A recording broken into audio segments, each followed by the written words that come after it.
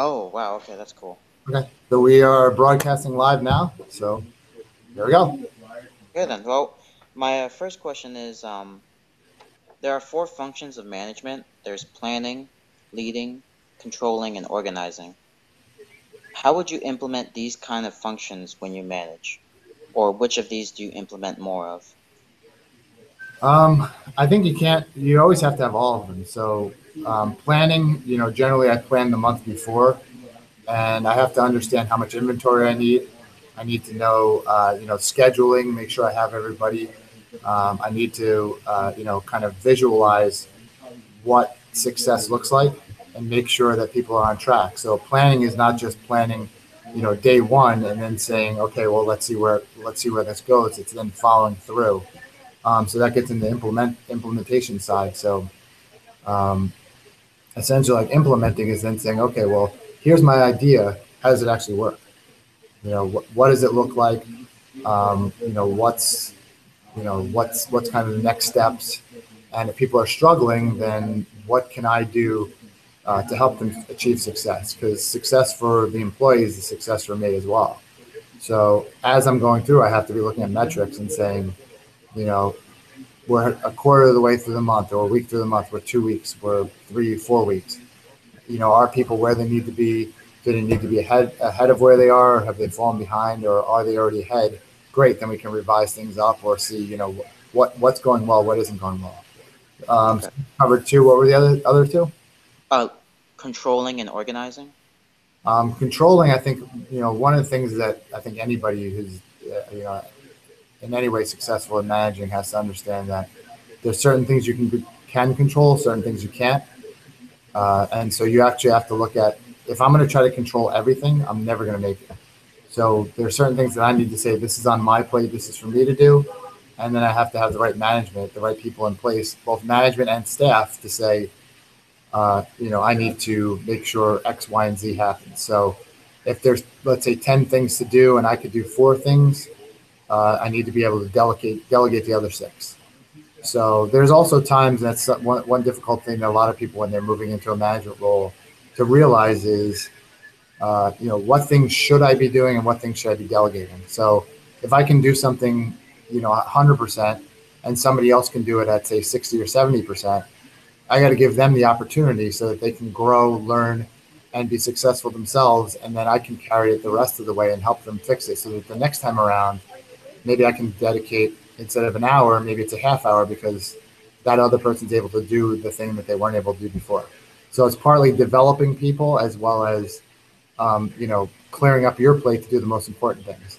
Okay. Uh, because essentially, if you're a, for example, in our business, if you're a sales rep, um, as the owner of a company, I need to be doing, yes, I can be in the store all the time making sales, but I can be more effective by going out and networking in the community. I could be more effective by going to BNI meetings, by going to networking events, by going to, you know, Chamber of Commerce meetings or whatever else, finding ways that, and also the back end of the business, the finances and all that kind of thing. So I have to look and say, I can't have my time consumed by all this stuff. I have to also, balance what I can share with other people, what they can do for me, and I want to build people to be better. Okay. And how about organizing? Um, so in organizing, I would say, you know, I think that's part of the implementation in some ways. In that, I have to organize. Well, if I'm going to do an event, or if I'm going to do a promotion, or if a particular new device is launching, or whatever it might be. Um, I have to plan for that. I have to organize to make sure that I have the inventory to come in when I need it. I also need to make sure that there isn't too much, because otherwise I'm spending my money in a way that's not efficient. Okay. Uh, and because I can use that money on something else. And then organizing a clean work environment, as well as organizing certain plans that I can say, like, hey, we have this particular promotion. Here's the I have to post that on social media. I have to share it with the team. I have to talk to the assistant manager that's working for me to make sure that they implement the things that need to be done. And I need to make sure that's communicated to all the staff so that all the pieces go together. Um, and so that we actually get the outcome that we want. Okay. And you would probably agree that you're not a micromanaging kind of a person, right? No, I think most people don't like that style. The way I look at it is each manager has their own style, but as a manager, you also need to look and say what style works best for the person that I'm managing, because some people need a little more handholding, and so you got to nurture that, and you have to be able to provide that if that's something they need, and other people don't. So then you take a step back. But my thing is, if I stand over somebody and I just do everything, I'm not giving somebody else the opportunity to develop themselves and get better. And that's the management style I have, is I want people to continue to get better. So I'll take time to train somebody and then say, all right, now I'm going to take a step back and I want you to handle it. And if you need help, I'm here to support you. But I want you to push this forward. And everybody does it differently, but most people don't really like somebody looking over their shoulder. At the same time, you have to keep the lines of communication open, because there's times where if I don't follow up with somebody, they don't necessarily follow up with me. So as a manager, you have to kind of keep track of the things that need attention so that you can go back to the person, and you can't automatically assume because I say, hey, I need you to do X, Y, Z, that it's automatically going to get done. You hope it will, but it doesn't always happen. So you need to be able to be in a situation where you're going to follow up and make sure it's done, or at least be reminding the person to do what needs to be done. Okay. So do you feel that equal communication between a manager and an employee is a healthy way of working an organization? Yeah, I think essentially that if you're not, like I said, if you're not helping develop the person, then you're paying them to do less than what they can do, and you're also keeping them from succeeding. So the other part of it is, if I'm not there day in and day out, which I don't think that I should necessarily be, especially when I have two stores, I have to go back and forth. Uh, I need to trust that the people that are there are doing what I need them to do. One, I need to verify. So trust and verify. And then you also need to, I have to understand that if you're there on the ground, so to speak, you're going to see things. Customers might ask you for certain accessories or certain products that I might not be keeping in stock because I'm not aware that they want them. So, or there might be something where, hey, if we try to do this a little bit different, it might be more efficient. Well, I encourage that, because if you can share something with me that makes me smarter or better, and I can share something with you that makes you smarter or better, then it's a give and take. And I think that if you're not learning as a manager, if you're not learning from your people, if you think you're smarter than they are, you're going to miss a great opportunity to get better yourself. So you would agree that having an actual relationship that isn't just work related with an employee leads to success? What do you mean by that? So meaning like a relationship outside the store, or just like a No, nurse but relationship? like an actual, like a personal relationship where it's not just, you're building a relationship because he's there, because you're their boss, you know. I think there's a line between, I think sometimes if you're best friends with the people that work for you, kind of thing, that could lead to problems in and of themselves, because how do you take that step between, hey, I'm your boss here, but I'm your friend here? So I think usually, I mean, I've worked in places where you socialize, you go out to lunch or whatever with people that you work with, and that's great. But there has to be that line of, hey, in this scenario, I'm your boss, and this is what needs to get done, and I believe the relationship should be a win-win. So I'm not a yeller or come down on people. I look for opportunities to improve. And after a while, it's like, here's an opportunity to improve that you missed. Here's an opportunity to improve that you missed. If people grow from that, that's what I want. If not, then at a certain point you say, hey, listen, we're not getting where we need to get. So, this relationship's either going to improve or it's not going to work. Okay. So I guess I would say the most effective managers are not going to be the best buddy of the employees. Mhm. Um, you know, but it can work. It works for some people, but in general, it's not gonna work over the long haul.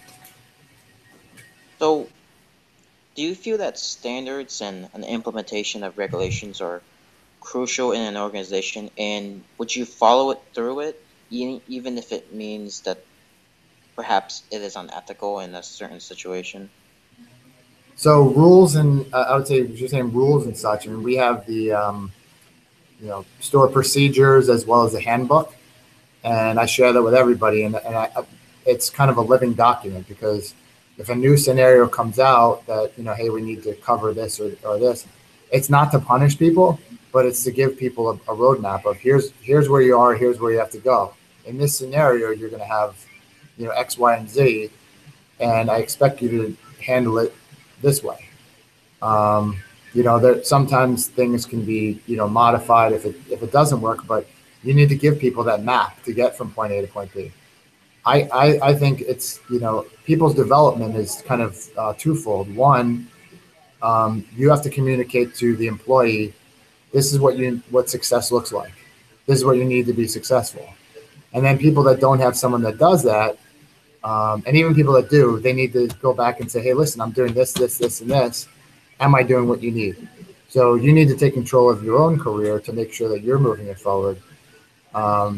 And you want a manager that's going to kind of advocate for you and kind of help you get there. But it's a two-way street. It needs to be that open communication so that the person can develop. And then the part about unethical or whatever, then I mean, personally, if anybody thinks of anything that, in my case, that might be unethical, I want them to bring it up and say, hey, look, I don't think that we should do X, Y, or Z because it's unethical. And I'd want to have that conversation. So would you, in a hypothetical situation, would you not follow regulations if it was unethical, if you felt it really was? So regulations, you mean like the law, or like a particular like policy, or that should better the overall goal of the organization, like maybe perhaps selling things for max profit? Well, I think there's every business is at least in the United States, is in business to make a profit, right? And I think the idea is to find a win-win for the customer and the store. So essentially, like if a customer were to come in and were to buy their phone online, we've had situations where a customer bought a phone online, come in and said, hey, I bought it from Verizon. You need to do this. And it's like, well, and sometimes we'll do it. But, I don't think it's unethical in that case to say, listen, we're going to have to charge you for, an active, helping transfer your data or whatever, because we're providing a service that, you didn't pay for, and that's why you got something a little cheaper online. So generally, there's a philosophy behind that. I can either say, well, I'm going to charge you or not charge you because I want to build that business. As far as anything unethical, I believe in being completely transparent. If let's say, for example, people thought, okay, we can make more sales if we don't tell customers about activation fee, or we don't tell a customer X, Y, or Z. No, I believe in full disclosure, because the way I look at it is I'm that customer, or that customer is my brother or my mom or my sister or whatever it might be. So I would want to be told, would want to be treated in a certain way as that customer. So I want to treat the customer the exact same way. okay. So what are some ideal competitive advantages that you view to be important? Okay, so I think within the Wireless Zone franchise, both in our store itself, as well as just Wireless Zone as a whole, one of the things that we try to do as Wireless Zone is we look at ourselves as providing the best level of customer service. So we're not necessarily going to every single time beat the Verizon corporate store. Sometimes we may not even be able to match the Verizon corporate store. So kind of going back to what you said before, every once in a while, like somebody comes in and says, hey, listen, I'd like to buy the phone from you. Like, we've had, hey, I'd like to buy an iPhone 6 off contract, full retailer. And I'll tell the customer, listen, because we're indirect, it costs us more, So I actually have to charge you more for the phone than you would get pay at a corporate store. So if you want to save, you might want to go to the corporate store. And several times customers, no, I appreciate you telling me that, but I'm already here. I don't care. Give me the phone. So I think as long as you're transparent, there's times where your cost is going to be higher, or there's times where, hey, look, you're going to do better somewhere else. I mean, it's not necessarily our obligation to tell the customer that they could potentially do better somewhere else. Um, but I want to make sure that what I'm providing to them is works for them, fits their needs, and would be something that if I were in the other side of the table, that would work for me as well. Okay. So, how would you typically train new employees? Like, How, what steps or what would you conduct after training them? Maybe to do an assessment? Mhm. Yeah, well, I actually have developed, and Wireless Zone did as well, developed some quizzes. I watch over transactions, work side by side with employees. I also regularly talk to, you know, the assistant manager. I'll also regularly, talk to other employees and say, for example, like, hey, how's Kevin doing, or you know, whatever it might be. Because I don't look at quizzes to say, like, look at you, you didn't get this or that right. It's, here's, if you got something wrong, here's an opportunity for you to improve on it. Here's an opportunity for you to get the right answer. Because that's the one thing that I emphasize with everybody is, I don't want anybody, I would rather people call me all day and all night and ask me questions than potentially give a customer wrong information. So if you're not sure if the answer is right, I want you to be calling me and saying, hey, I'm not sure about this. Does this sound right? Then to just say yes, yes, yes. I did at one point last year, had a customer, I had an employee that if a customer said, hey, does this do this? Or hey, does this apply? Does that apply? Yeah, yeah, yeah, yeah, yeah.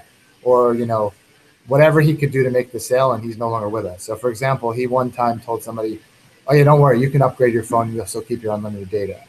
I found out about that and a few other things, and you know, I will not tolerate an employee providing customers with the incorrect information. It's unethical. It's wrong.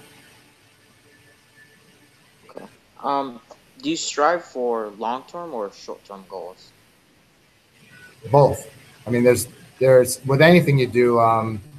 As somebody who also has a accounting background as well as a coaching and counseling background, I subscribe to the SMART goals methodology, which is specific, measurable, achievable, realistic, and time bound. That's the acronym for SMART. And I think what you need to do is you need to set short term goals and long term goals. Because, if you just say, hey, I'm going to sell 30 phones this month, for example, um, and I just wait till the end of the month and I say, whoops, I didn't do it. Um, Even within that month, I think, over the course of, excuse me, over the course of a year, one month is a small portion, but within the month, you got to look at weeks, you got to look at days. So if I'm going to sell 30 phones in a month, right? And I work 30 days, I know I have to sell at least one per month. So at the end of one week, at the end of 7 days, have I sold seven? If not, I'm behind. What do I have to do then to into the next week? What do I have to do in the next week? So I kind of look at that and say, the short term within a month, the short term within a year, and the long term vision of where do I want this to go in 3 months, 6 months, and a year, and beyond. So you kind of have to have the interim. And then, for example, if I set a goal of 30 phones and I have after a week 15, I need to set my goal higher. 30 is too low. And then so you have to say, is it specific? Is it measurable? Is it achievable? Is it realistic? And is it time bound? So if I have all those pieces, if I'm not checking in every so often, then I'm never going to reach my goal. Or if I reach it, it'll be by accident. Okay. So, what are some sources of power that you believe managers should exercise to create a successful business? This could be legitimate power, meaning just based on position, a rewarding power where rewards are given based on successful conduct in work. It could be a coercive, using punishment or appeal to another person's personality or how they work. Mm. Yeah, I think, it's similar to, what I said earlier about it depends on the person. Generally, I like to be more of the rewarding, but there are times when you have to have frank conversations. So at first, when you said the word power, my thought was um, the most powerful thing we have is knowledge. And there are some people that hoard it, and there's some people that share it. And I believe in sharing knowledge, and that's how it improves everybody. And my philosophy with that had always been, I'll give an example of a successful project that happened. And one person was given credit, like, hey, Sean, you did a great job on this project. Um, some people would say, okay, thanks, I did a great job. And then 3 or 4 of their staff would be sitting there saying to themselves, hey, I worked hard on that, and I got nothing for it. So that's demotivating to people. So the way I looked at it is, if I were in a project like that and somebody says, hey, Sean, you did a great job, I'm going to say, hey, listen, I couldn't have done it without Kevin. I couldn't have done it without Austin, whoever it might be. Because what you do in that case is, and people miss this, is you're not actually giving away some of your credit. You're multiplying the credit. Because in people's minds, they don't say now, okay, well, I was giving you credit for this, and now I'm going to take away some of that credit. They're saying, essentially, there's more credit to spread around. So 2 people get credit for something as opposed to just one. So I think that's of serious value. Sorry, I just have to relocate real quick. Yeah, sure. Okay. We just have about 4 more questions. Sure, no problem. Take your time. So what are some traits that leadership needs to make them great? For example, Well, I think that's your question actually contained one of them is actually leadership. So, you need to be a leader, and you need to be able to share with other people a vision, and you have to have people that buy into your vision. Now, that said, you have to determine, hey, does my vision actually work? Is my vision the right one? And so what you should be doing is conversing with other people and making sure that one, you surround yourself with people both below, above, and peer level to check that, to run things by. So for me, for example, I'll go into the store and I'll say, hey guys, we need to do X this month, or we need to get this done or that done. How does that sound? How does that work?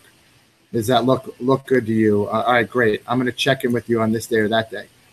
The other thing I need to do to be successful is speak to other owners, which I do.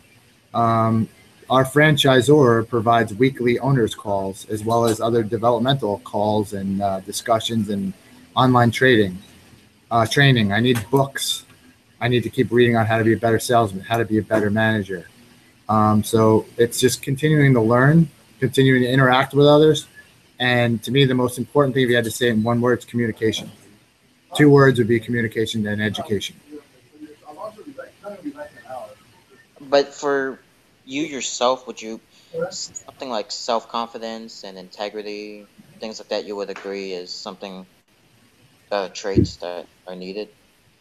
Yeah, I think self-confidence doesn't just mean it means I believe in myself.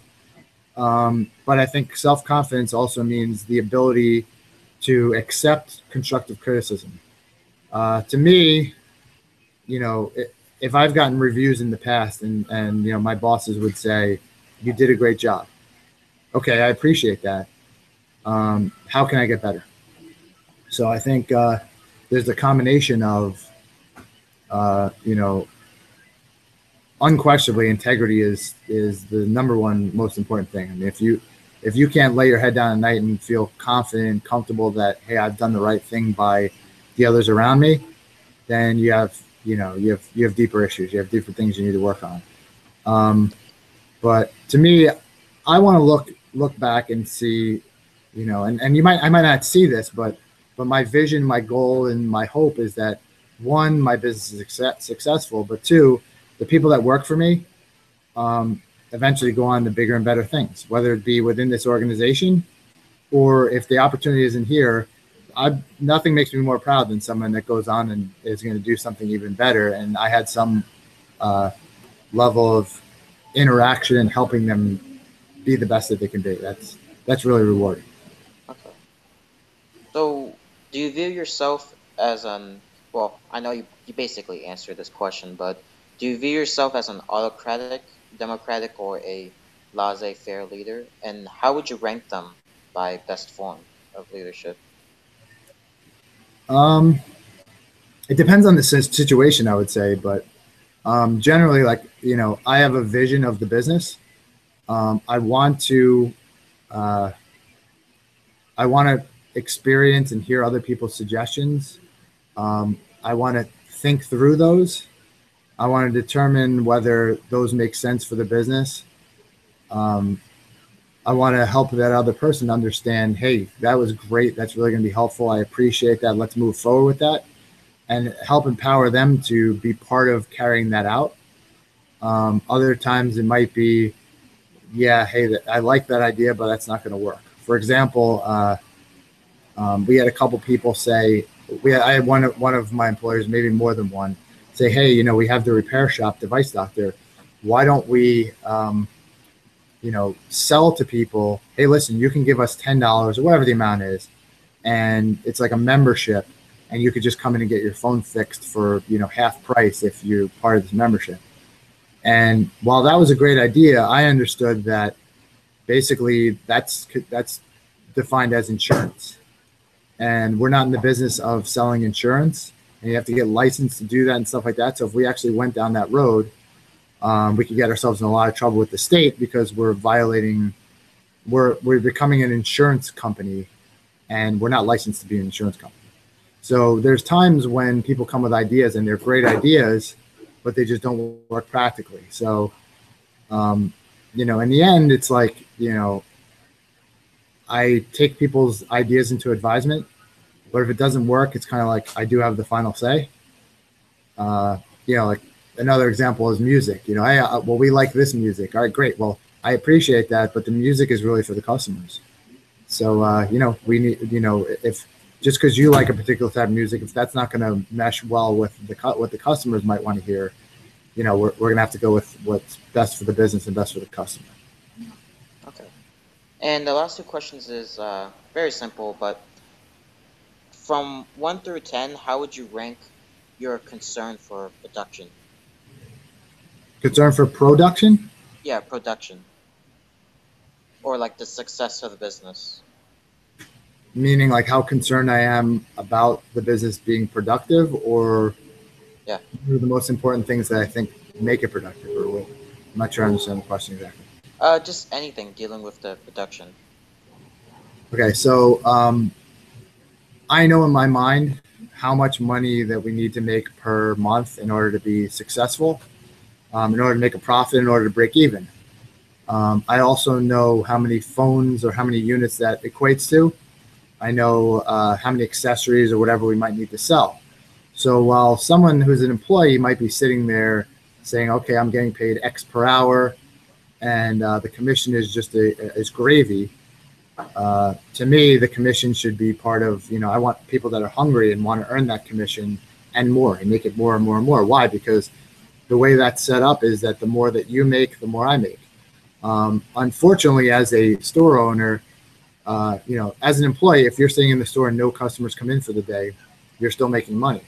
As a store owner, if nobody's coming in, you're losing money. And you still have to pay the rent, you still have to pay the phone bills, the electric cable, insurance, all that good stuff. Payroll, all that still comes into account. So, some of the things that have to be concerned about is traffic in the store. I can't just sit there and hope people walk through the door. I have to post on social media. I have to network with people. I have to make sure that the customers are happy. I need to make sure that the customers are recommending us to friends and family. And some of the ways to do that is to ask them to do that. But again, as I said in the beginning, I can't be there all the time. So I need to instill in employees such as yourself, hey, listen, when a customer has a good experience, ask them to do an online review for us. Ask them to recommend friends and family.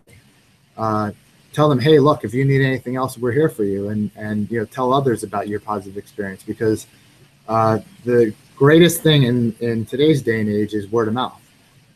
TV commercials, people skip through. Online radio, billboards, we're bombarded with social media, we're bombarded with advertisement all day long.